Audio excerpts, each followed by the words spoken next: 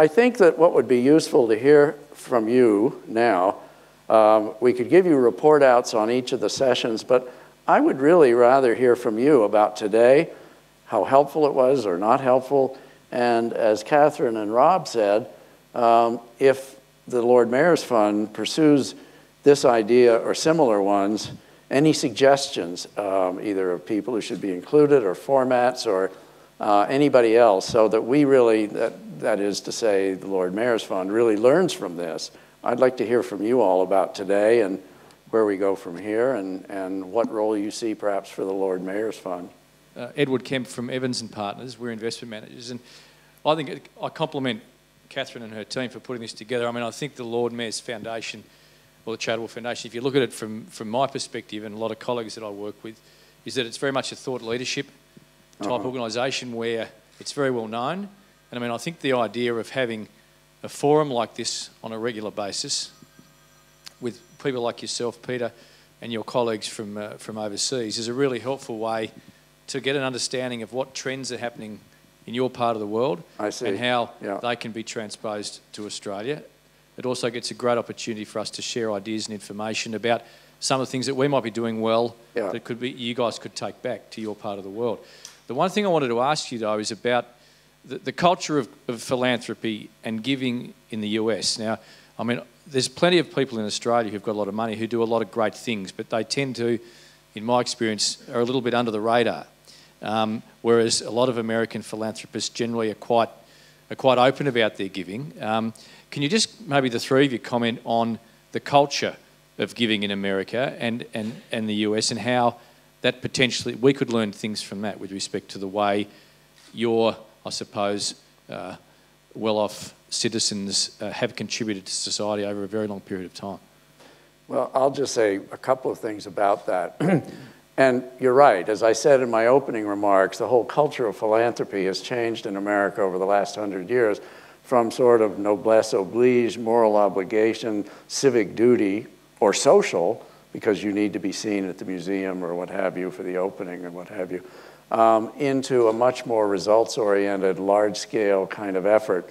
When I came to Silicon Valley, I saw that firsthand. There was Dave and Bill, Hewlett and Packard, and then there was everyone else.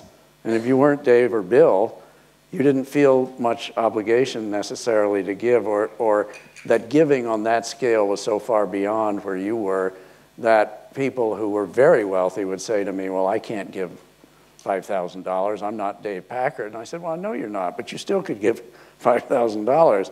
So I'm getting to your answer. So the answer, I think, is over time to encourage those who find giving interesting, measurable, and even fun, which was a word that bothered a lot of philanthropoids out there who said, well, giving should be very serious. And I said, no, it shouldn't. It should be rewarding and gratifying in a personal sense to whoever does it. And over time, a whole new cadre of people, including Jeff Skoll, emerged, and people began to say, well, gosh, I don't have as much money as Jeff does, but look what a difference he's making. I could do something like that on a smaller scale or as part of a wider issue. And I think that's what it takes. I think it takes people who speak up about what they're giving, not saying, look at me, I sponsored the opening of the museum, or look at me, I'm going to go to heaven and you're not, but rather, look at this is very cool, and I'm changing the world. And I think that's our great hope, is to get people to speak up about intelligent things they're doing to help others. I was thinking of mentioning the Giving Pledge, which, okay, so you guys are familiar with that. I don't know if anyone from Australia has signed on to that, but that one has. And I'm sure that there are others that qualify, but that is, I don't say that there's peer pressure there, but it seems like there is to some. There is, yeah.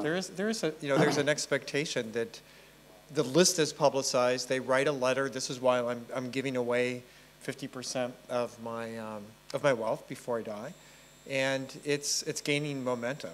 Right. So it doesn't have to be the Giving Pledge, but that's sort of very visible, transparent commitment. It has an impact. Right. It changes the conversation. I think Richard's right, although the curmudgeon that I am, I have to tell you that when Gates and Buffett announced they were going to give half their wealth away in their lifetime. I was working at Caltech in Southern California. The reporter from the LA Times called me and said, "Peter, what do you think about this? This is a breakthrough." I said, "No, I haven't even read about it. What is it?" "Oh, they're going to give half their wealth." I said, "Only half?" You know, when you have 30 billion, you could stretch a little. But anyway, but I think Richard's right. But I want to just say one other quick thing, and I'll stop talking. It's one donor, potential donor, one generous person being an advocate to his peer group and to others, that it becomes a community of givers, and that they are really having, it's not a fun time or a good time, but learning from each other, getting excited, leveraging their giving by working together. And people are very attracted to that in a society, in a world where people are becoming increasingly isolated except by mechanical means, technological means. And this giving can be enormously rewarding and interesting. I don't know. You know, just a couple of things to add, not in any particular order, but one is just a lot of people who are self-made entrepreneurs often have the same high standard for giving as they did for succeeding in their line of work. And you know, I was sharing this with Peter and Richard the other day.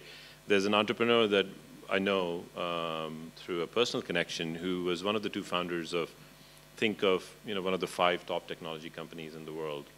And you know, he's obviously very wealthy now. And he, in one moment, was talking about it, and he said, building that company for over 30 years was a cakewalk compared to the decisions I face today about giving my money away. Right, I hear that all the time. And that's amazing, because you would think giving is really easy because, you know, you don't have anything to prove.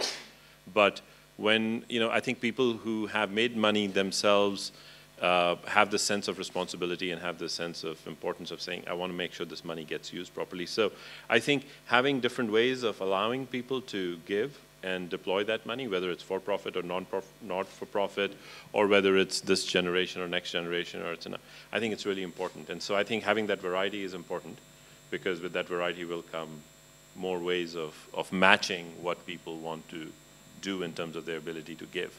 And that's especially important for people who have made money, who are not multi-generational families, who have had a culture of giving in a certain way. Very important. You know, people are looking for new ways to do it. And it's kind of funny, one of the Skoll Foundation's awardees is a company called Kiva. And if you haven't seen it, I'd encourage you to try it out. It's sort of this really cool way to give at a very small scale, right? Anybody can make a loan to anybody in the world who's looking for an investment. And it's you know, I know students who have made $50 donations using that mechanism when they only have $50 to give, but you can do whatever you want. So, I mean, there's all these different ways that people are now looking at doing it. And then the last thing is, I think there is a different breed that Peter talked about, which is people, and most of the people that we come across in our world are these people who have built companies, who grew up in middle-class families, or many of them were immigrants, or, you know, just people who did. These are people who didn't come from money. So their view of money is different. And, you know, at some point, everybody steps back and says, how much do I need? And then it becomes more a question of success. And so aligning social, and that's the reason why social entrepreneurship resonates with a lot of people, because it's that same high they got in building the companies that they get when they see their social entrepreneurs succeeding at tackling a really tough problem. And it becomes about achieving that in the end, as opposed to how much money they're making or giving away. So those are new characters. I'm sorry. Rosemary, did you want to? I was just going to build on something that Depender's just said too, about how do we create those robust propositions that a much broader group of people can invest in. A lot of people are really generous, but they don't have millions of dollars of their own, but they'll give of what they do have. And if we can create those platforms, and this is where some of the transformational technology comes together with this opportunity for giving, because small amounts in large numbers also create giving at scale. And some of the technological breakthroughs really are creating public goods that enable us to do that, whether it's something like Kiva that helps the people who have the need find the people who have the money, and the people who have the money come together in smaller lots so that together they can actually make a donation or an investment that's worthwhile, or whether it's some of the crowdfunding sources that are helping to promote the arts and seeing a whole lot of cultural and other diversity that's new. And so for those of us who are in positions that we can create those gateway opportunities, we can actually make it more possible for lots of people to play. I just wanted to reflect on something that maybe there's a matter of shifting the frame away from philanthropy, because a lot of people might associate that with altruism. And so I have a responsibility to give back. But that's not what drives Jeff. It's self-interest, enlightened self-interest. And there are things that if they're not addressed, as I said before, and it's his realization and deep belief, then the world is going to be a worse place in the future.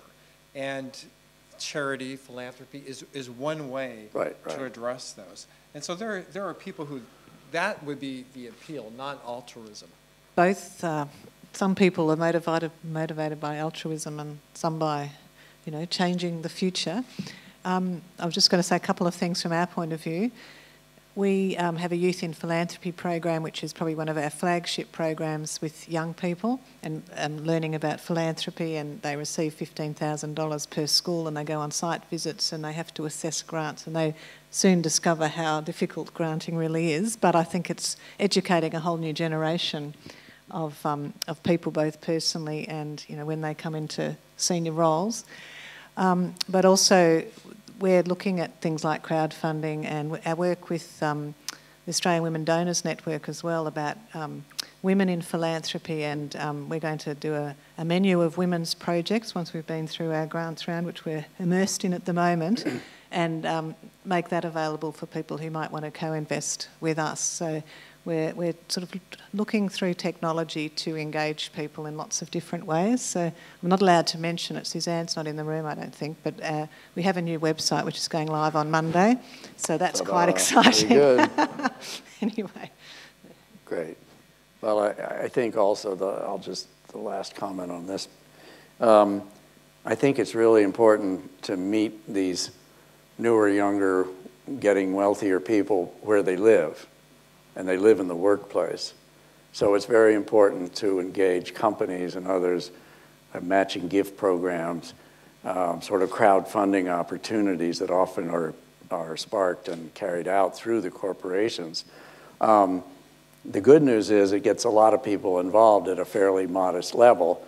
The bad news is we're going to have to go through a phase where people do that for a while and figure out that's not as satisfying as getting personally involved and meeting the people who run the nonprofit and the people who benefit from whatever it is. And so I think we have to, as these younger people get older and smarter, move beyond, not that there isn't always a place for crowdfunding, there certainly is, but it's often at a fairly modest scale, and over time to move them up towards taking a personal interest in making a difference in something they care about and connecting with those who can help them do it. But for a while, there's going to be a lot of crowdfunding, I think. Other comments or questions? Or yes, back here. Springboard off that. Sorry, Ian from RMIT University. As you pretty much nailed collectively, my question is springboarding from crowdfunding into somewhere where impact investments can come into place, and there's a massive pioneer gap here at the moment, and trying to stimulate a culture of social innovation. And so looking at Skoll's model, it's good when you've got enough money to look at each part of the spectrum, whether it's grant making right through to high impact investing. So I'd love to hear your advice back to Rosemary and Catherine, because Lord Mayors are leading this conversation, and that's what's fascinating, about stripping it back to funding the pioneer gap in new projects. Is the question from the aspect of what the Lord Mayor's Foundation can do? Yeah, I guess in a way, is there it's never simple, but just a very clear kind of advice or recommendation in how to do that. I mean, for me, what I'd love to see is that if when philanthropics grant, sometimes it works, sometimes it doesn't. It'd be nice to see, if there's lots of small-scale philanthropics here, and we don't have, obviously, the size that Skoll's got, if they actually banded together and said, you know what, we will put aside this very small amount each into one pool to fund social innovation projects and allow them to live, die and fail and rebuild again, because that's what we need to keep going for this sort of stuff. Yeah, and I think, well, it reminds me of the Opportunity Fund a little bit that Peter mentioned. And Kiva's like that too, so I'm sure there are ways to think of those models that are I made a $50 contribution to the Opportunity Fund over Christmas just because I was on their mailing list, and they sent me something that was, you know, it just inspired me to do that. And Kiva's like that too. And then, so that is taking the opportunity to collect from, you know, from the citizens, from the community, Right. and channel it into something that now, because of the technology, you can track where that goes. I think I lent $25 to a taxi driver in Kazakhstan, and he needed $500 to maintain his vehicle, which was the livelihood for his family for another year. So, and then he repaid that back. And so it's crowdsourcing for very, you know, I saw his picture, you know, that sort of And thing. that made a big and difference. technology It's does that through personal. Kiva at a very low transaction Right. cost. But the supply chains is interesting. I mean, there's a microfinance institution, there's Kiva in San Francisco, and there's, you know, a bunch of people using their credit card to make a $25 donation.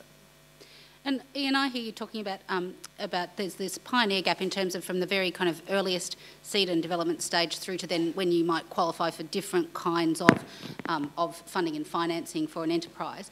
But also when you're talking about social innovation, you know, there's a conversation about the R&D component, if you like, about social change and social development.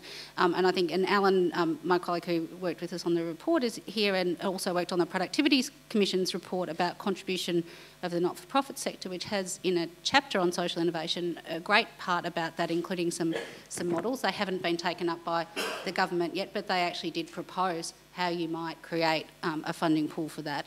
And I think that conversation is related to, but also a bit separate from, how do we get more of a, you know, venture capital type of tiering of different types of capital? How do we stimulate, you know, some of the incubators and build on the work that, you know, you and David and Bessie and others are doing in terms of creating the places where that development can happen.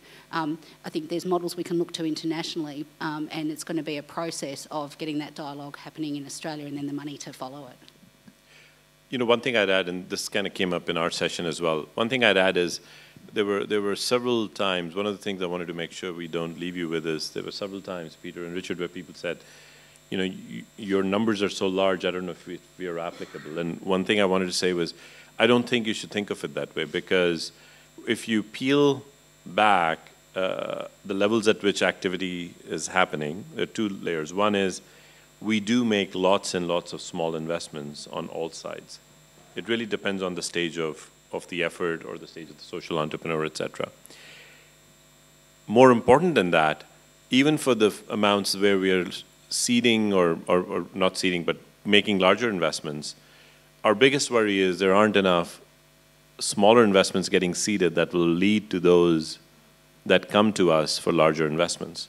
So very often we're having to seed those things because we don't see a credible one that is seeded. So I wouldn't view big money as being more valuable than small money. In fact, big money can be very, very wasteful at times. So I think matching the purpose with your scale is very important, right? So if it's the Kiva level, obviously there's no shortage of stories where it changes lives. If it's at that $10,000, $20,000, $30,000 level, grant level, you can be seeding somebody to do 1 year's worth of work, which may then lead to a more profound, you know, problem-solving issue, which can then go to a Rockefeller or a Skoll or even Lord Mayor's, et cetera. If you're looking at larger amounts, obviously we've talked about lots of examples. And then the second thing I would do is also the type of money. Right now, a lot of the stuff that I talked about, the biggest impact one could have with it is with actually low-cost debt, not even equity. And people don't realize that because a lot of people are okay with giving debt and saying, you know what, if I'm sort of guaranteed 5%, that's 5 times more than I get in the bank. Yeah. I won't be too cute about this. I won't look for an equity type of an investment. I'll just lend my money, and I'm talking about institutions. That has more impact in places like Asia and Africa today than equity does, because what you need is not 10 more technologies to solve problems. There are lots of technologies that can solve the problem. What you need is low-cost capital to enable people to go scale those. And a lot of people just assume, well, you know, I don't do equity, and so I must not play a role in this. And right now, there's a shortage of people who do things other than equity. There's more people who want to do equity than not. So I would say just match it up. And there's a role for, not to be, cliche about it, but there's a role for all types of capital.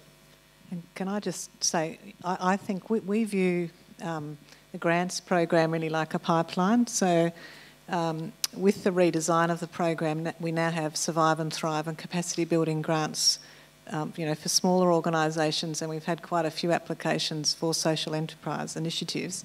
And that's sort of that stage. And then we have these exploration grants, which is a new category, and that's to explore an idea. And we see that as then a pathway, which then may lead to a major grant.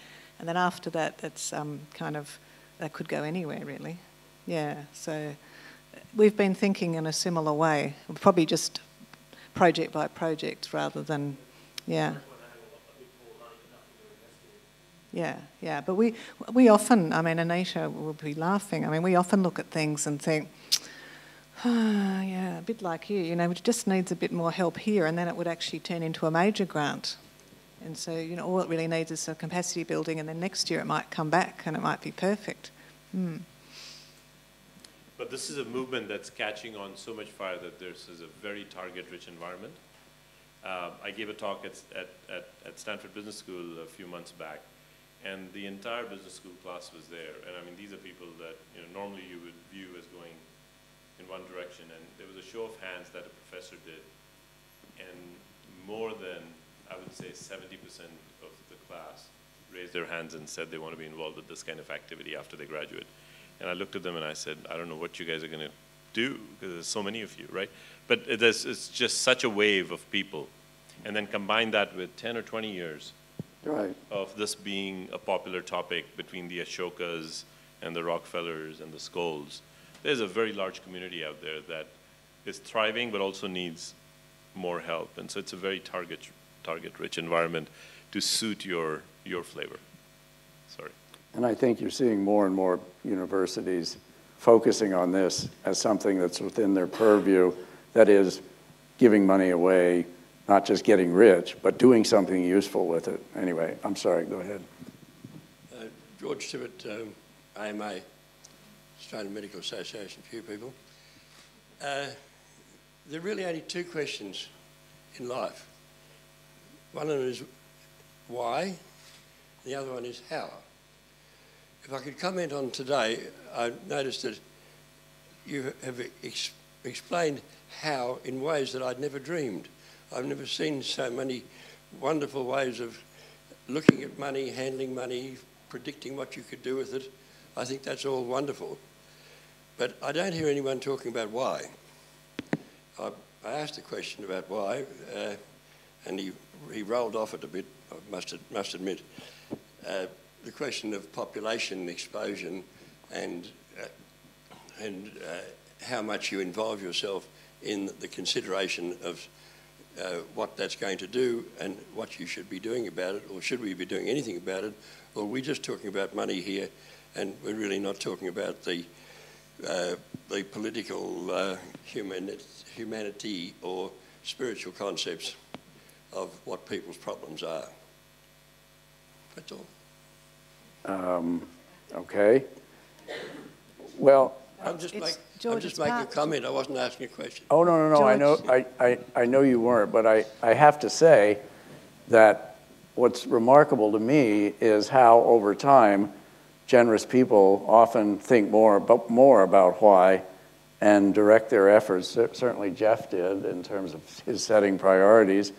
And I've done a little work with Andrew Forrest out in Perth, who now is funding a very vigorous effort to deal with human trafficking. He knows exactly why and is promoting and being an advocate for that point of view beyond the organization he created, which is also doing it. But it often takes some experimentation and some involvement in charitable giving before people even begin to crystallize what their why really is, that they learn about themselves by helping others. And so it may not immediately be apparent, but we hope it is over time. And George, it's partly my fault because I said I wanted today to really be about how, because we spend a lot of time on why and research and thinking within the foundation and the sector, and I thought we just really want to know some tools about what we do next. So you can blame me. From the Skoll Foundation's perspective, there is something that's unique in Jeff's vision of a sustainable world of peace and prosperity, as opposed to maybe another foundation that's focused on health outcomes, our education, our specific issue. And our approach, and it's really, this is the foundation, not Capricorn and not participant, is this bet on good people doing good things. And that the people who have the whys and the hows are the social entrepreneurs that we identify. And so instead of coming at it with a theory of change that the foundation originates and says, here's an answer or an approach to education, it's identifying these people who are society's change agents and betting on them.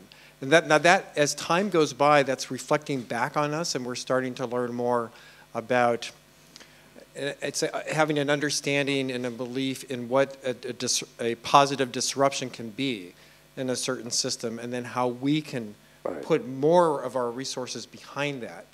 But the why is not really specifically coming from Jeff in terms of what the foundation does. You know, it's more general than that, which I find interesting. And then he created the Skoll Global Threats Fund that is why global warming needs to be addressed, or we're all going to be in a worse place. So he's kind of created this portfolio where it's some driven by whys and a little bit more by hows, and then that wraps back in terms of, oh, here's something that's really innovative. Let's keep investing in that. I'll just partly answer that, but I think I should also close because the hour is getting late, and I know Richard, but I know a number of others would like to have a drink afterwards, so that's very important. We adopted the mantra Inspiring Philanthropy, and in that we did purposely say we wanted to take a leadership role, but having said that, we also want to be part of a collective in actually inspiring philanthropy. So it goes back to some of the earlier questions about the giving in America versus the giving in Australia, the rich versus the so-called poor, who in Australia are greater givers than many of the people with high wealth, from that point of view. But also in looking at the grant making, we've instructed our grants committees that if there is an application for a grant that we think we should be marrying up with other foundations or other investors in this, we will encourage that to go forward, because that's the type of outcomes that we think can be achieved. So it becomes very important from an industry sector, and we're looking more and more at the industry sector as a whole and not so much the individual. So if we do as a whole, we'll attract changes in community, and hopefully that will attract changes in outcomes. So I hope that's a reasonable summary. I don't know about you, but I found this afternoon they asked me, could I do a summary? I don't think I could do a summary. So I hope you've taken a lot of notes. I hope it has been extremely valuable to you. I'm sure from, well, I think from me personally, but it's been a great help as far as our thoughts from the Foundation's point of view is concerned. I hope our 3 and 4 guests, our 3 overseas guests and our local guest has taken a lot from it as well. So would you join me in thanking both all Richard and Peter. Rosemary. Thank you.